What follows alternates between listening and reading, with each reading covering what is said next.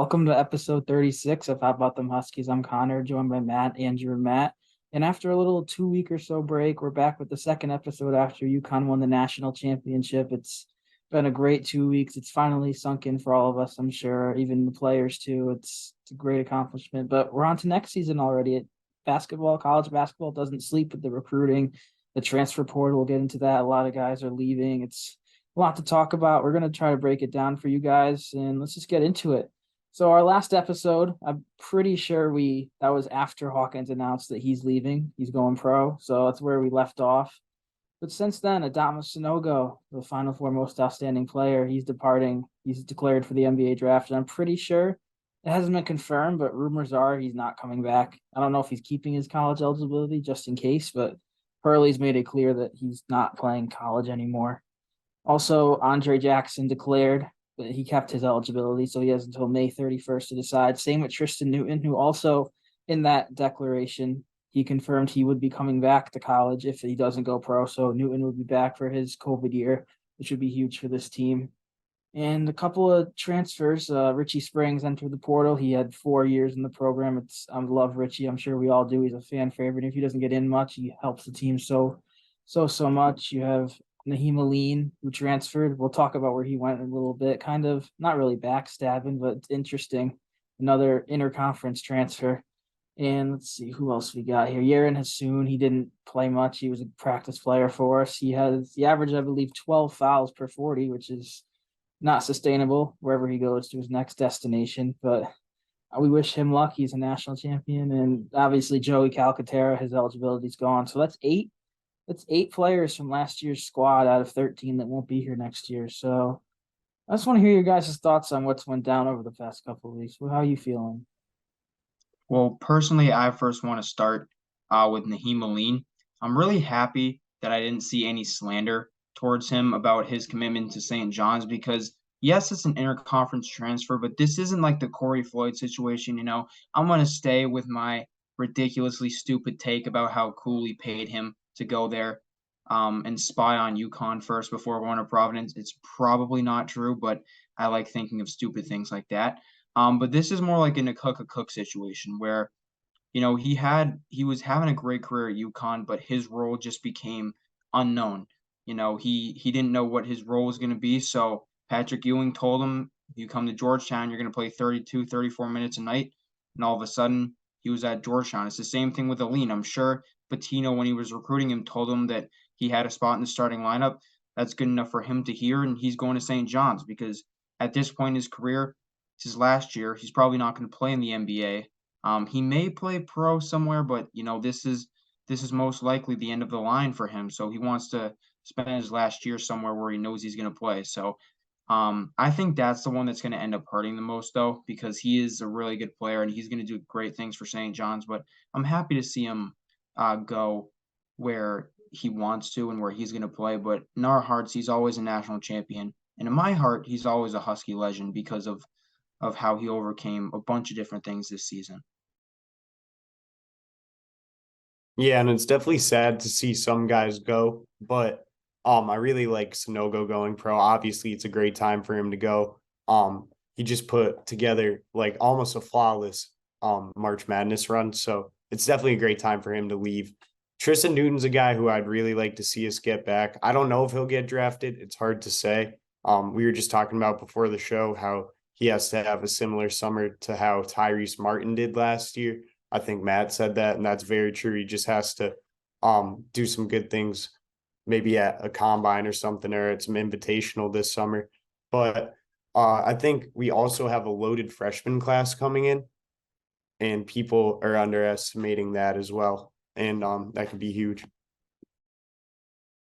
Yeah, and I bet the decision for Sonogo to go wasn't entirely his. I mean, if he had the option, I feel like maybe he would come back for one more, just out of loyalty to UConn and Dan Hurley. But we've seen in the past Danny Hurley kind of pushes players out the door when he knows they're ready because he doesn't want them wasting any time or, waste any youth because these guys aren't getting any younger, especially Adama as a junior. His value is the highest it's ever going to be right now. I said the same thing with Andre. They are not going to be drafted any higher next year than they will this year. So especially Adama coming off of this performance, Hurley is just telling him get out because we got other dudes who need to play now, Donovan Clingan and such, but mainly because he's going to get paid wherever he goes. He's going to be making a decent amount of money. Especially, he will get drafted. We'll see what happens first round, second round.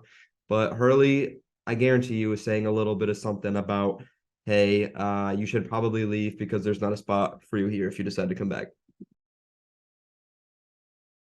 I want to talk about Aline real quick here.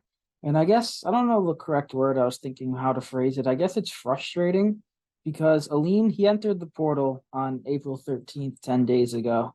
And I assume he was, I don't know about under the impression, but everyone was saying Andre's running it back, Newton's gonna come back, we're gonna get Nick Timberlake. We can get into that in a little bit. That kind of hurt, but at the same time, we move on. But I'm sure Aline saw that if all those guys enter, he's just going to be the sixth, seventh man again, getting 15 to 18 minutes, and that's not what he wants. So he left. But then, 5 days later, Jackson declares, and then the day after that, Newton, and that same day, we don't get Timberlake.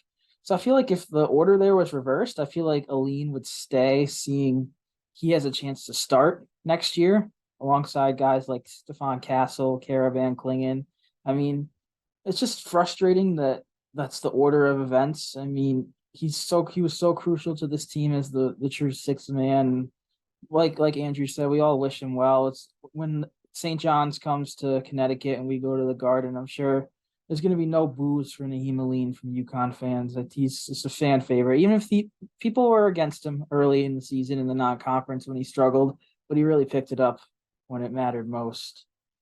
And now I want to talk about the incoming freshman class a little bit because I mentioned Castle. He's going to start from day one, but I mean, I want to know what you guys think about the rest of them, like who's going to play, who's going to not. Because Hurley, sometimes we see it's not rare that he plays freshman. Last year was certainly an exception with two pretty much starters, Caravan and Klingon. Klingon would have started in probably 99% of other schools in the country. But I mean, what do you guys think? I feel like I'll give my opinion real quick first. I think Solo Ball has to play. I mean, he's a top 40 prospect, top 30 even maybe. I feel like Jalen Stewart will play. He's a good scorer. He's a top 100 guy. But after that, I'm not too sure. I mean, Jaden Ross has impressed me. I saw him more as a not a filler guy, but he's actually number 80 something. I'm pretty sure on ESPN. He's really, really wowed. And Yusuf Singare, he's playing in the overtime elite league. I'm pretty sure. I see him kind of as a Samson Johnson clone in a way, and Hurley didn't really play Samson, so I'm curious to see where that one goes. So I've done a lot of work looking at this class, watching film of their games. And what I have to say about this class is that I think it's going to be one of the most talented of all time. I mean, Castle is in his own class, really. But, Jay Ross and Solo Ball played on the same AAU team. So they've already got good chemistry. They're both very good players. Really surprised me, especially Jay Ross. I mean, I agree with Connor here. I thought he was going to be kind of just a filler, a tall wing off the bench. But no, he can get some significant playing time next year if he really makes a mark on himself. I kind of see him being in a situation like Caravan. And before I get absolutely flamed for this, in no way am I saying he's going to start from day one.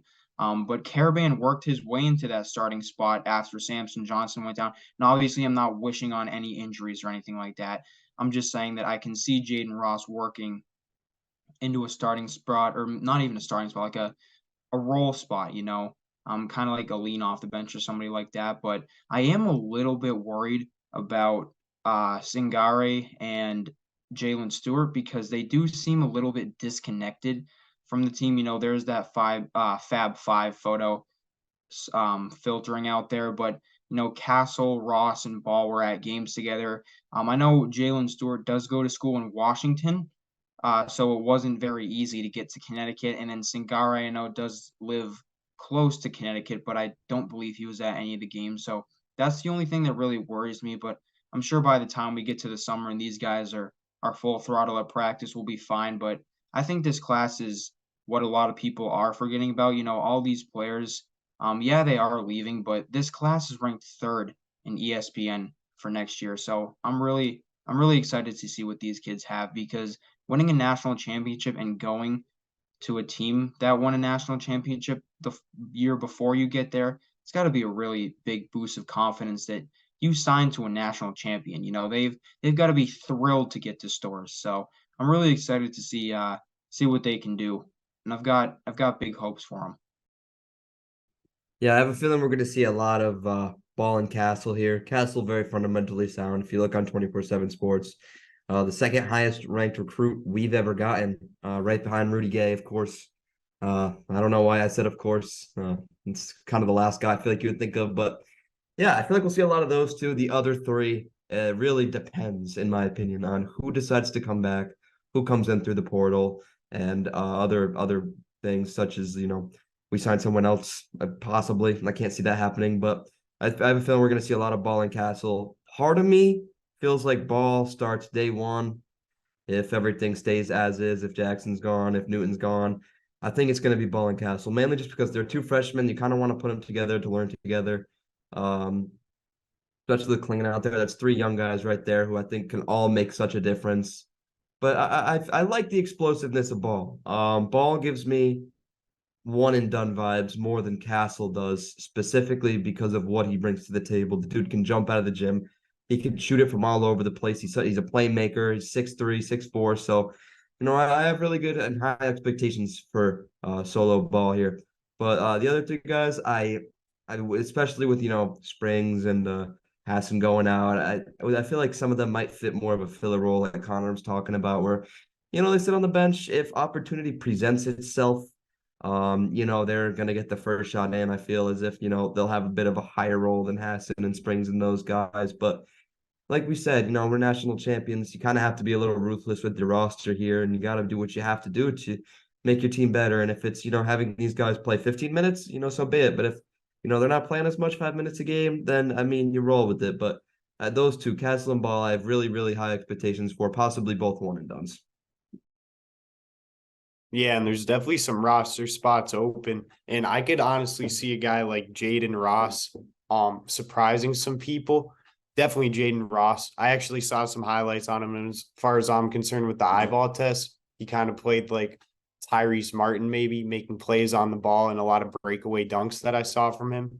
And as far as Solomon Ball goes, he's definitely another guy who you're really looking at, and he could be in the starting lineup next year. I don't know if he could be a starter. It depends on what roster moves we make, but if things keep up at this pace in the transfer portal, which I really don't feel like they will, because of Dan Hurley, kind of after seeing the success he had with the transfer portal last year, I feel like he is making some moves right now. We're just not hearing much, but he's definitely a guy who could go in there and play a lot of minutes just getting in the rotation as a guard. And Stephon Castle is going to be a guaranteed starter. I feel like he's just got like a great frame. He's so college ready. And there was games I saw when he was playing in some prep tournaments. I think it was in Springfield at the Hoop Hall Classic. And he was playing some really good teams, and he was the best player on the court. He's very ready to play at this level. And yeah, I don't really know much about Yusuf Sangare, if I'm being honest, but I hope he surprises me. But he's kind of the lowest recruit in this class, maybe just a roster filler, but I really hope he surprises me. Now, with this recruiting class, this is something that we didn't have last year. Last year after our first round exit, there were a lot of uncertainties. Martin and Cole and Whaley and Pauly all declared for the draft. We lost Gaffney and a Cook and Diggins and Corey Floyd. So we're kind of in the same situation. But the difference here from last year to this year is we know what we're getting last year. Last year was, oh, great. Our starting lineup consists of Jackson and Sonogo and Hawkins, and God knows who's playing point guard.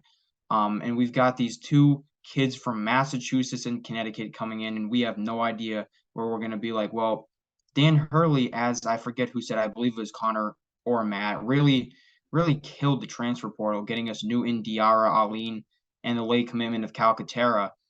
So this year, this brings me to my point with Nick Timberlake. I saw people on Twitter damn near crying that we didn't get him. I hate to break it to you, but it's not the end of the world that we didn't get him. I mean, he's going to Kansas. They're a great program. They won the national championship just last year.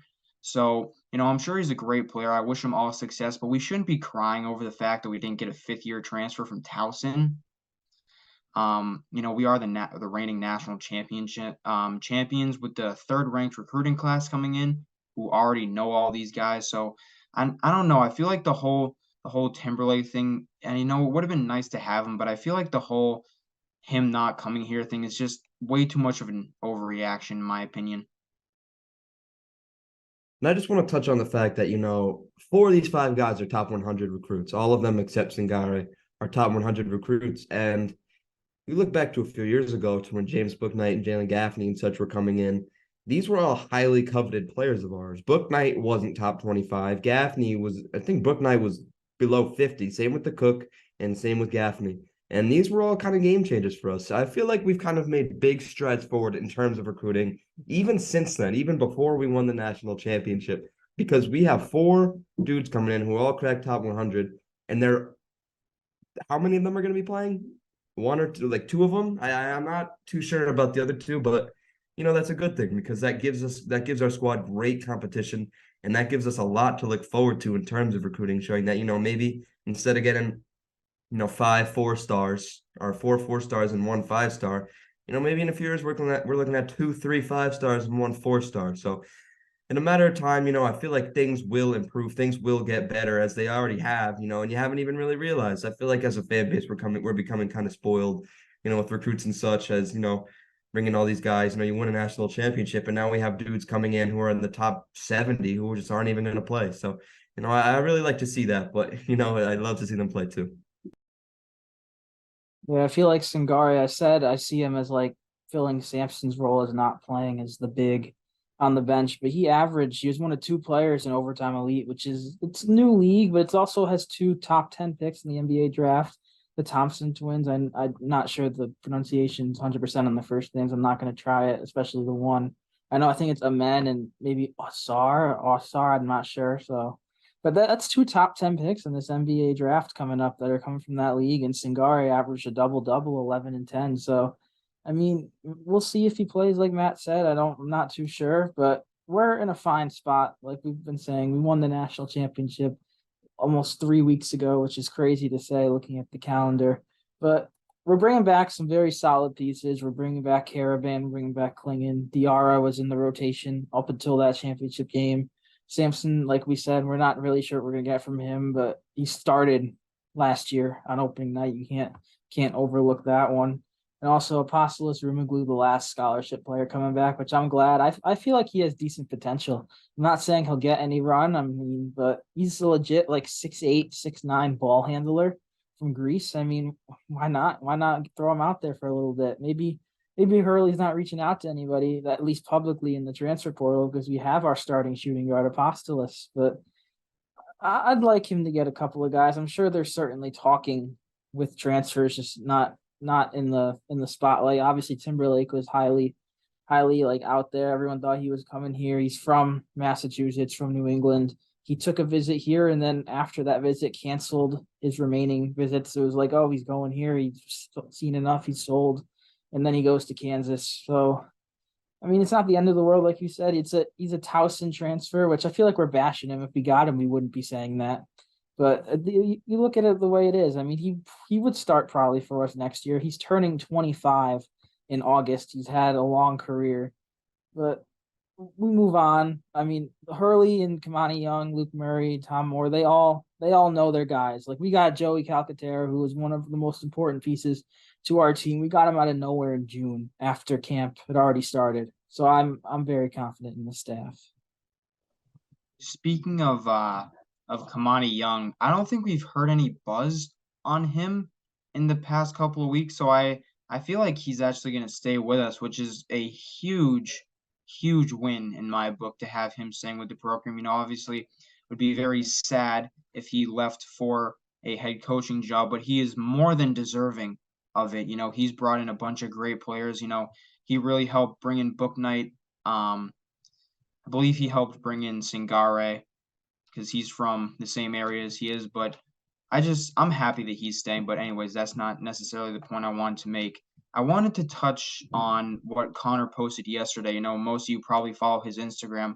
Malik Thomas is the third or fourth ranked player in 2025 who just earned an offer from us. And he seems like I didn't really do my research to see if he does this for everybody's comments, but he liked Connor's post.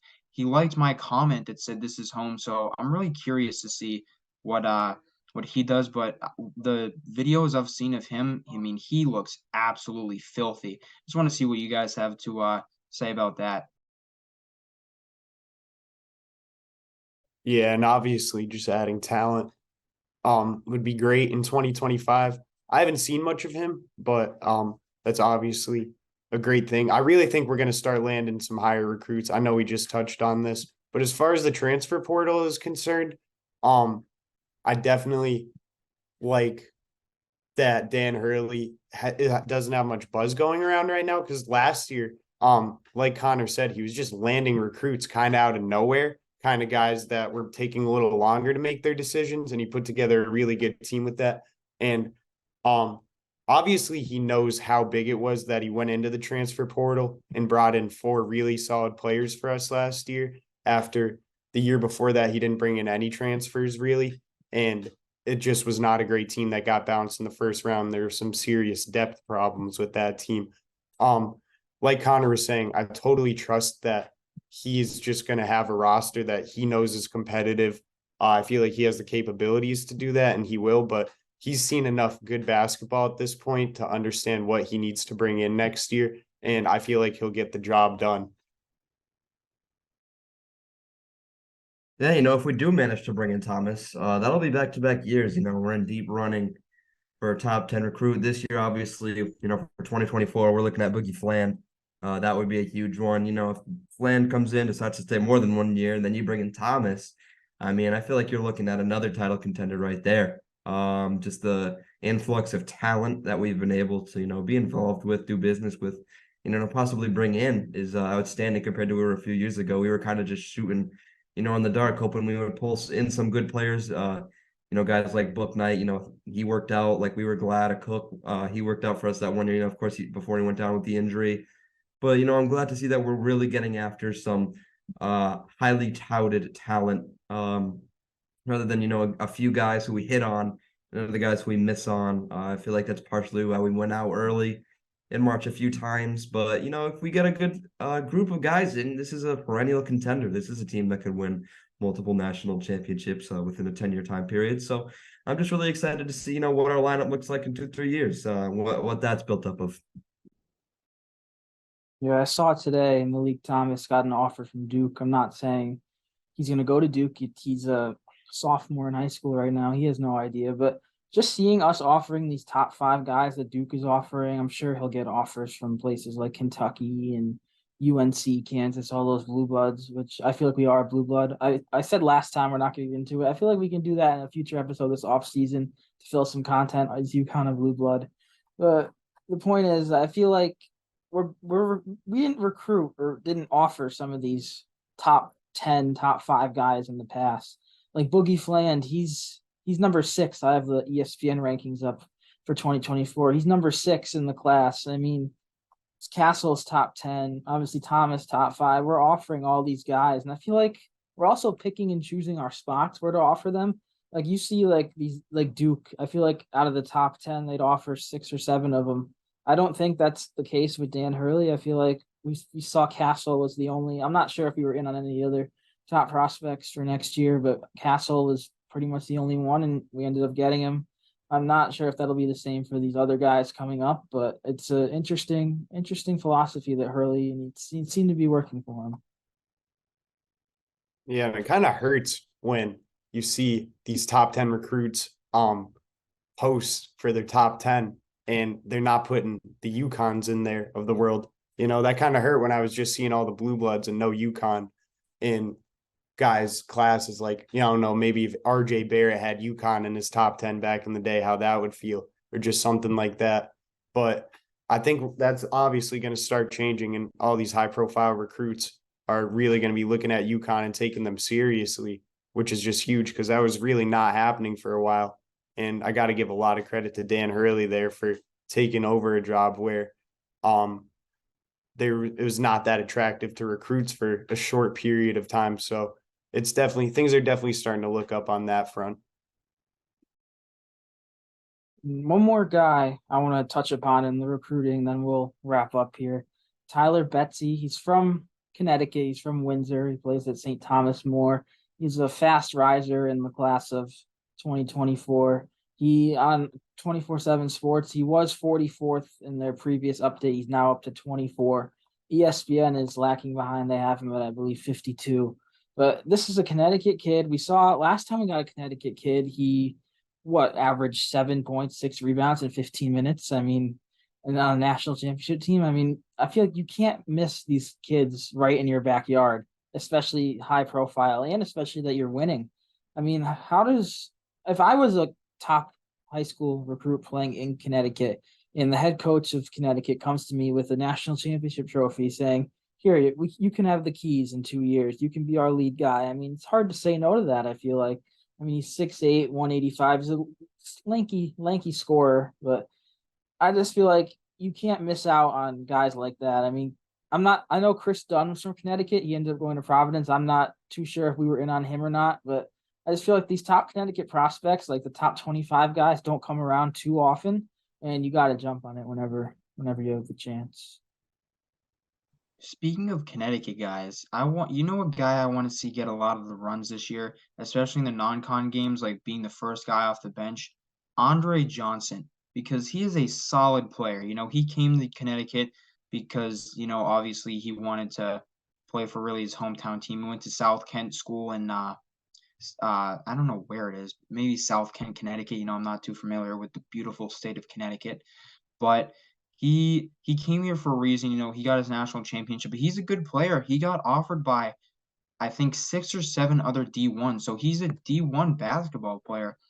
And I had seen on Twitter that Hurley might just keep, if Newton and Jackson do decide to leave, he might just keep this team together and actually allow the walk-ons to actually play, because they're actually good now and we're not just giving them to people. Obviously, everybody loves him, but I got to use him for an example. Matt Gary, he's at, I think, D3 Endicott now. So, and I don't think he even played this year. But anyway, we're giving our walk-ons to good players now. So, I mean, I might be the only one feeling this way, but I would love to see Andre Johnson play some more this year.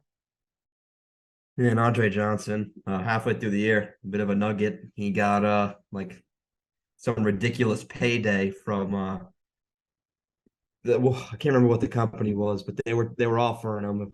I can't remember what the money was. It was some absurd 5, 6 digit number for just being a walk on, and they did a whole thing on him talking about life as a walk on and what that's like. So I mean, he's had a lot of press. So I mean, maybe Hurley's seeing this and he's like, oh, maybe we could get a little bit of juice out of this guy. So we'll see. But that was pretty fun. I can't remember what the number was. It's between 250 and $1 million. I can't tell you what it is, but it was some ridiculous payday for a walk on for sure. Yeah, it wasn't quite 250. You were close. It was 25,000, which is still a decent amount of money for a walk on. I mean, it was with Degree, the deodorant company.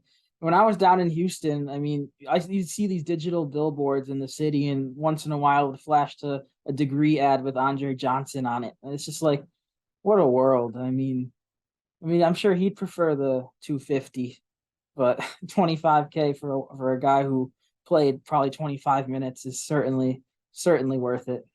We're happy for him. I'm not sure he'll get rotation minutes, but Hurley did say when we got him, he's a high level practice player, and I wouldn't be surprised if he gets, especially in some of those non-conference games against like a Delaware State, a couple of minutes to see what he's worth.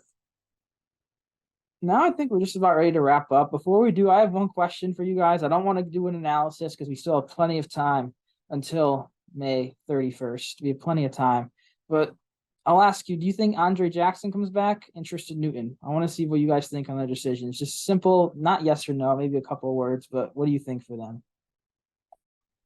So I've been debating this, ever since they both decided to do that, which obviously we're in full support of them. So I think it's going to rely on really one thing.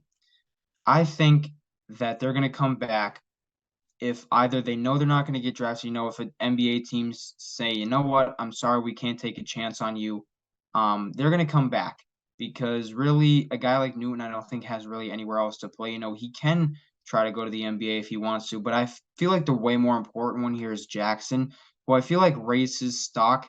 So I feel like sadly this is it for him. But I do think that Newton's going to end up coming back because we do still need a true point guard. And I feel like he can be that guy. So I feel like for guys like Hawkins, Jackson, and Sonogo, it's time, they did what they came here to do, and now it's time to hand the ball over to Klingon, Caravan, Castle, and all the new guys coming in. It's kind of sad to see it, but they did what they want to do. They won me this hat. So it's a bittersweet kind of moment because they're going what their lifetime dreams are, but they're doing what's best for them. So I feel like Jackson's unfortunately not going to stay, but I feel like Newton will. Yeah, I'm gonna have to go the same direction, but for a different reason. Tristan Newton, no, I don't think he's had enough leverage to, warrant a draft pick of any team. But I feel like if he comes back and plus more into a shooting guard type of role, opposed to a point guard type of role, where we saw him all year. It took him a little bit to get used to it, but if he can come back, play a full year as a shooting guard, and average 15 to 20 points this season, I feel like that could be a second round draft pick we're looking at. Tristan Newton shoot a high percentage from three. That's a big difference maker. Compared to what he did this year, he tended to disappear a little bit at times, especially during the season, regular season. But if he comes back, he slides it to the two, and he puts up decent numbers, I can definitely see him getting drafted. But for Jackson, I mean, I feel like I've been saying the same thing. His value isn't getting any higher. He is not getting any older. He can jump out of the gym now, and we see players like him tend to fade off a little bit earlier than other guys in the NBA. He's not a seasoned jump shooter. He's not, great around the perimeter. And guys that come into the league that can just jump out of the gym, they stick around for their 5 or 10 years, but they usually tend to wear off. But I mean, if Jackson can get the game together, he could stick around for a while. But for right now, I feel like he goes just to get as much out of himself as he can. As far as Andre Jackson is concerned, I'm seeing him getting projected into like the mid-second round. I feel like realistically, as Matt was saying, if he comes back to college for another year, he's still at that point. He's 22. I don't think he can gain from that. I think he should go to the draft now, and he will get drafted. And he's a guy that could really just benefit from just getting into an NBA program as soon as possible, especially with injuries too. He is a great player, but I'm so concerned for his health sometimes because sometimes it almost felt like he was out of control athletically because he just so athletic.